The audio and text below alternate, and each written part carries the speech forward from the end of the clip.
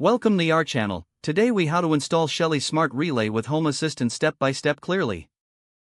Start by ensuring you have all necessary equipment ready. This includes your Shelly Smart Relay, a compatible power source, and your Home Assistant setup. Begin by locating the installation site for the Shelly Relay. Turn off the power at the circuit breaker to ensure safety during installation.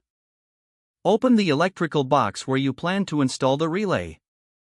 Connect the power lines to the Shelly relay according to the wiring diagram provided in the manual.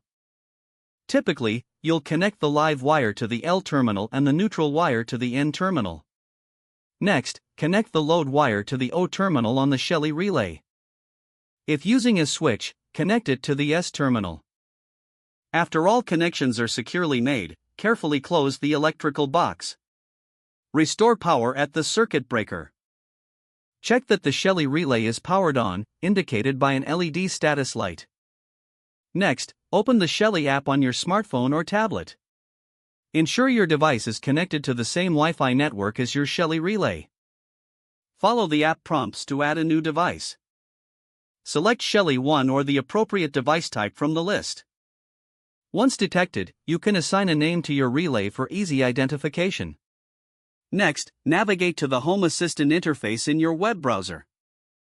Open the Configuration tab and click on Integrations. Search for Shelly in the available integrations list. Follow the prompts to add the Shelly integration to Home Assistant. Input the required details such as the IP address of your Shelly relay. Once the setup is complete, check the Entities tab in Home Assistant. You should see the Shelly relay listed among your devices. Test the relay by toggling it through Home Assistant. Ensure it responds to commands both from the app and Home Assistant. If necessary, explore additional configuration options for automation and scripting.